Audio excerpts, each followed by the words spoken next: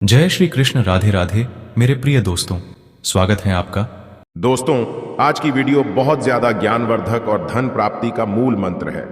आज की इस वीडियो में हम बात करेंगे आखिर औरत का वह कौन सा अंग बेशर्म होकर दबाने या चूसने से अचानक अपार धन की प्राप्ति होती है। जो भी मनुष्य औरत का यह अंग दबाता या चूसता है उसके घर में सदा मां लक्ष्मी का वास रहता है और मां लक्ष्मी की कृपा सदैव बनी रहती है। तो दोस्तों, आज की इस वीडियो में हम बताएंगे औरत का वह कौन सा अंग जिसे हर पुरुष को दबाना या चूसना चाहिए। दोस्तों, एक बार की बात है, एक गांव में शिव नाम का व्यक्ति रहता था। वह अपनी पत्नी से बहुत ज्यादा परेशान था क्योंकि उसकी पत्नी बात बात पर हमेशा उसे ताना मारा करती थी। दोस्तों, उसके घर में बिल्कुल कंगाली छा गई थी। एक भी रुपया नहीं था और उसके घर में खाने के लिए अन्न का एक दाना तक नहीं था। दोस्तों, एक तो घर में खाना नहीं, ऊपर से पत्नी का ताना। वह बहुत परेशान हो गया। उसे समझ नहीं आ रहा था मैं क्या करूं। एक दिन की बात है, शिव अपने घर से एक सुनसान रास्ते पर निकल गया। वह उस सुनसान रास्ते पर चल ही रहा था कि उसे एक साधु तपस्या करते हुए दिखाई दिए। वह उनके पास जाकर बैठ गया। जब साधु ने अपना तप खत्म किया तो शिव उनके सामने रोने लगा। साधु ने शिव से कहा, पुत्र, तुम्हें क्या दिक्कत है? तुम क्यों रो रहे हो? आखिर तुम्हें क्या परेशानी है?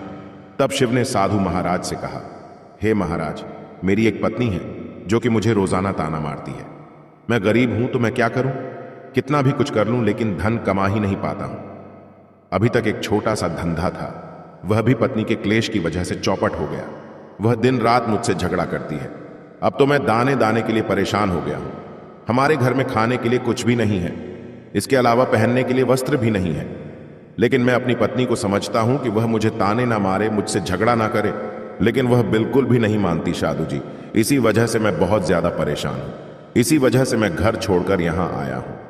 वह साधु जी कहते हैं, रो मत बेटा, मैं तुम्हें यह काम बताने जा रहा हूं। तुम्हें औरत का सिर्फ यह अंग बेशर्म होकर कर दबा या चूस लेना है। अचानक तुम्हारे घर में धन की प्राप्ति हो जाएगी। तुम देखते ही देखते अमीर बन जाओगे। साधु जी कहते हैं, जो भी पुरुष औरतों का यह अंग दबाता या चूसता है उसके घर में कभी भी धन की कमी नहीं रहती है और ना ही उसके घर में लड़ाई होती है, या जो भी व्यापार करता है उसमें हमेशा तरक्की होती है। साधु जी ने कहा, अब मैं तुमको औरत का वह अंग बताने जा रहा हूं। इसे ध्यान से सुनना और अपने जीवन में इस पर जोर करना। तब शिव साधु जी महाराज की बातें बहुत गौर से सुनता है और कहता है, जितना जल्दी हो सके मुझे यह बता दो। दोस्तों, तभी साधु जी महाराज उस आदमी को एक कहानी सुनाते हैं और बताते हैं, एक नगर में एक किसान रहता था। उसके बहुत सारे खेत थे जिस पर वह दिन रात मेहनत करता था। उसके घर में किसान और उसकी पत्नी रहा करते थे। उस किसान और उसकी पत्नी ने आपस में बहुत ज्यादा प्रेम था। उसके घर में किसी भी प्रकार की लड़ाई झगड़ा या क्लेश नहीं होता था। इसी वजह से उसके घर में सदैव मां लक्ष्मी का वास रहता था और उसके खेतों में इतनी ज्यादा पैदावार होती थी कि वह दिन प्रतिदिन और अमीर होता जा रहा था। उस किसान और उसकी पत्नी ने इतना प्रेम था कि आसपास के लोग उन्हें देखकर जल जाया करते थे। धीरे धीरे उसके पूरे गांव के लोग जान गए, किसान और उसकी पत्नी में बहुत ज्यादा प्रेम है। धीरे धीरे यह बात उस नगर के राजा तक पहुंच गई। दोस्तों, किसान और उसकी पत्नी की बात जब राजा के पास पहुंचती है तो राजा भी उसके प्रेम की काफी ज्यादा तारीफ करते हैं। वह सभी से बताते हैं कि हमारे नगर में एक किसान और उसकी पत्नी रहते हैं जिनमें कभी भी लड़ाई झगड़े नहीं होते हैं। उन दोनों में आपस में इतना प्रेम है कि मैंने ऐसा अपनी जिंदगी में कभी भी नहीं देखा। एक बार की बात है, राजा पूरे नगर में डिंडोरा पिटवाते हैं कि इस नगर में जितने भी लोग हैं वह सभी अपने घर में घी का दिया जलाएंगे। राजा की पत्नी पूछती है कि आप ऐसा क्यों कर रहे हैं? सबके घर में घी का दिया क्यों जलवा रहे हैं? राजा अपनी पत्नी की बात सुनकर कहते हैं, दीपक प्रेम की निशानी होता है। जिसके घर में घी का दीपक जलता है उसके घर में सदैव प्रेम बना रहता है। और मैं चाहता हूं कि जो प्रेम किसान और उसकी पत्नी के घर में है वह हमारे पूरे नगर में रहे, पति और पत्नी के बीच। इसीलिए मैं हर घर में दीपक जलवाना चाहता हूं। दोस्तों, राजा के सैनिक जाते हैं और हर जगह नगर में ढूंढी पीट देते हैं और कहते हैं सभी के घर में रात भर घी का दीपक जलाना चाहिए। दोस्तों, राजा की बात मानकर सभी नगरवासी अपने घर में दीपक जला देते हैं। लेकिन जैसे ही आधी रात होती है सभी के घर के दीपक बुझ जाते हैं, लेकिन किसान के घर का दीपक वैसे ही जलता रहता है। दोस्तों, दीपक हमेशा किसान की पत्नी जलाती थी, लेकिन उसकी बात नहीं मानती थी। वह हमेशा अपनी मनमानी करती थी। उसका जो भी मन करता था वह वही काम करती थी। लेकिन किसान को इस बात से कोई भी दिक्कत नहीं होती थी, क्योंकि किसान बहुत समझदार था। किसान सोचता था, यदि मैं अपनी पत्नी को रोक टोक करूंगा तो घर में बेवजह ही लड़ाई झगड़ा होंगे। इसी वजह से कई चीजें किसान अपनी पत्नी की ये बातें अनदेखा करता था। किसान इस वजह से अनदेखा करता था कि उसके घर में प्रेम बना रहे। राजा अपने महल में चढ़कर पूरे नगर का नजारा देख रहे थे। उन्होंने देखा कि सारे नगर में किसी के घर में दीपक नहीं चल रहा है, लेकिन किसान के घर में दीपक जल रहा है। तब राजा अपनी रानी से बोलता है कि देखो, किसान और उसकी पत्नी के घर में दीपक जगमगा रहा है, लेकिन पूरे नगर में कहीं भी दीपक नहीं जल रहा है। इसी से पता लगता है कि किसान और उसकी पत्नी में कितना प्रेम है। तब राजा की पत्नी राजा से बोलती है कि जो किसान और उसकी पत्नी में प्रेम है वह किसान की पत्नी की वजह से है, और इसी वजह से उसके घर में इतना ज्यादा प्रेम है। दोस्तों, जब राजा रानी की बात सुनता है तो कहता है, नहीं, तुम्हारा सोचना गलत है। जो प्रेम किसान के घर में है वह उसकी पत्नी की वजह से नहीं है, बल्कि वह किसान की वजह से है। रानी, यहां पर किसान बहुत ज्यादा समझदार है। आपका सोचना गलत है, और यही वजह है जो कि उनके घर में कभी भी लड़ाई झगड़ा नहीं होता है। दोस्तों, राजा कहता है किसान समझदार है, और रानी कहती है किसान की पत्नी समझदार है। दोस्तों, इसी तरह कुछ देर चलता रहा। राजा कह रहे थे किसान समझदार है, रानी कह रही थी किसान की पत्नी समझदार है। इसी बात को लेकर राजा और रानी के बीच काफी झगड़ा हो गया। इसके बाद रानी ने राजा की दाढ़ी उखाड़ ली और राजा ने रानी को उठाकर पटक दिया। इसके बाद राजा कहता है, हम लोगों को झगड़ा करने की जरूरत नहीं है, क्यों ना हम किसान और उसकी पत्नी की परीक्षा ले लें। सारा दूध का दूध और पानी का पानी हो जाएगा। लड़ाई करने के बाद इस बात पर राजा और रानी दोनों सहमत हो गए और दोनों की परीक्षा लेने के लिए तैयार हो जाते हैं। तब राजा अपने महल में जाता है और एक पुरुष सैनिक को बुलाता है और पुरुष सैनिक से बोलता है कि तुम किसान के पास जाओ और जो जो प्रश्न मैं तुमसे बोल रहा हूं वह तुम किसान को बोल देना। वह पुरुष सैनिक बोलता है, ठीक है महाराज। वह पुरुष सैनिक राजा की बात सुनकर किसान के पास जाता है। उस समय किसान की पत्नी खेतों में गई थी, लेकिन किसान की कुछ तबीयत ठीक नहीं थी, इस वजह से वह खेतों पर नहीं गया था। इस समय पुरुष सैनिक किसान के घर पहुंच जाता है और किसान से कहता है, मैं राज दरबार से आया हूं, राजा साहब ने मुझे भेजा है। दोस्तों, किसान कहता है, बताइए मैं आपकी क्या सेवा कर सकता हूं। आप बैठ जाइए, मैं आपके लिए पानी लेकर आता हूं। तब वह सैनिक बोलता है कि नहीं, तुम कुछ भी मत लाओ, मैं राजा का सैनिक हूं, बस आपके पास राजा का समाचार लेकर आया हूं। तब किसान कहता है, ठीक है सैनिक, आप मुझे बताओ राजा साहब ने मेरे लिए क्या समाचार भेजा है। सैनिक कहता है, किसान, राजा साहब ने यह बोला है कि यदि तुम अपनी पत्नी को छोड़ देते हो तो राजा जी आपको बहुत सारे हीरे जवाहरात और साथ में तुम्हारे जमीन से 2 गुना ज्यादा जमीन राजा जी आपको गिफ्ट में देंगे।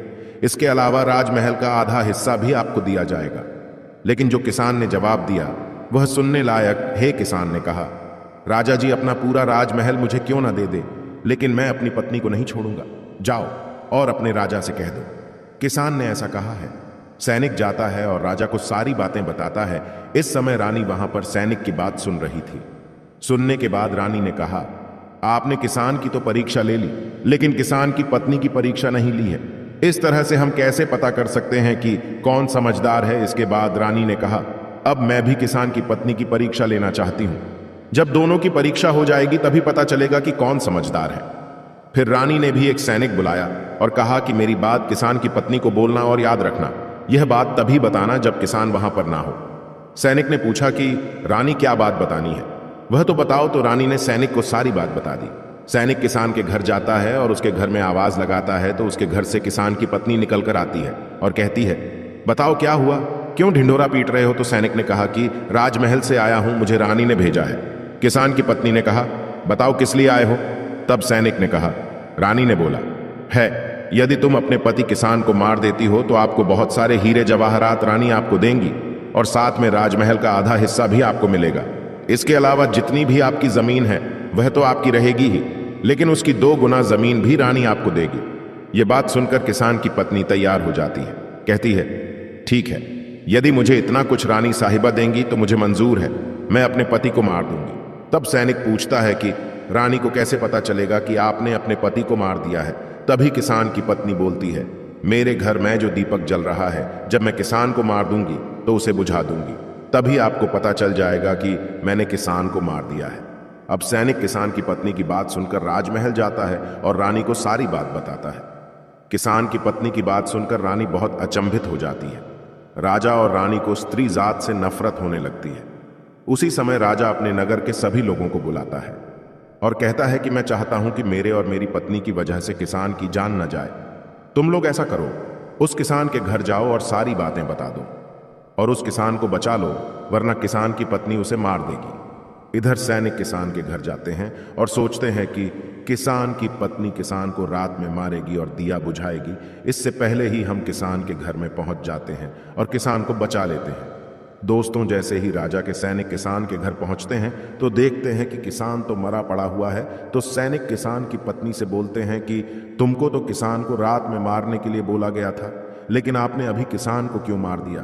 तब वह किसान की पत्नी बोलती है कि किसान को तो मुझे मारना ही था, रात में तो मुझे सिर्फ दिया ही बुझाना था, इसलिए किसान को तो मैंने दिन में ही मार दिया है।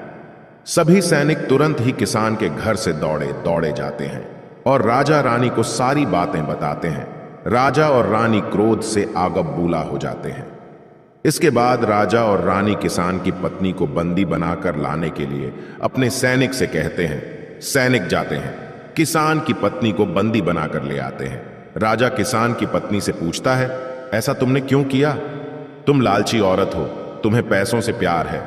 तभी किसान की पत्नी ने जवाब दिया और बताया कि मुझे तो किसान को पहले ही मारना था, वह तो मैं कोई बहाना ढूंढ रही थी, क्योंकि किसान की आदत बहुत खराब थी, वह मेरे साथ बहुत खराब व्यवहार किया करता था। तो राजा ने कहा, ऐसा क्या करता था किसान? तो किसान की पत्नी ने जवाब दिया, वह मेरे नाक का ऊपरी हिस्सा अपनी उंगली से हमेशा दबाया करते थे। इसके अलावा किसान एक काम और मेरे साथ करता था, वह किसान मेरे कान का पिछला हिस्सा अक्सर अपनी जीभ से स्पर्श किया करता था। राजा ने पूछा, यह बताओ, जब आप लोग गरीब थे तब क्या किसान आपके साथ यह काम करता था? तो किसान की पत्नी बोलती है, नहीं महाराज, तब ऐसा नहीं करता था। तब राजा ने कहा, मैं समझ गया कि किसान ऐसा क्यों करता था। उसी समय साधु जी ने शिव से पूछा, तुम्हें कुछ समझ में आया औरत का कौन सा अंग दबाने तथा चूसने से लोगों को अचानक धन की प्राप्ति होती है? तो शिव ने कहा है, साधु जी, मुझे अभी समझ में नहीं आया। तभी साधु जी कहते हैं, अगर अभी समझ नहीं आया तो मैं फिर से आपको बताता हूं। किसान अपनी पत्नी के साथ पहला काम करता था, वह है उसके नाक के ऊपरी हिस्से को अपने उंगली से दबाता था। तो जिस भी मनुष्य के घर में पैसों की किल्लत है, उसे अपनी उंगली से औरत के नाक के ऊपरी हिस्से को जरूर दबाना चाहिए। दोस्तों, औरत के नाक के ऊपरी हिस्से को बहुत शुभ माना जाता है। इसी वजह से जो यह काम करता है वह हमेशा धनवान पुरुष बन जाता है। दूसरा काम है, जो भी पुरुष औरत के कान का पिछला हिस्सा अपने जीभ से स्पर्श करता है, उसके किस्मत के द्वार खुल जाते हैं, उसे अचानक धन की प्राप्ति होती है। ऐसा इसलिए होता है क्योंकि औरत के कान के पिछले हिस्से में माता लक्ष्मी का वास होता है। जब मेरे प्रिय दोस्तों, अगर वीडियो पसंद आई हो तो प्लीज इस वीडियो को लाइक एंड शेयर अवश्य करें। वीडियो में हमारे साथ बने रहने के लिए आपका शुक्रिया। जय श्री कृष्ण। राधे राधे।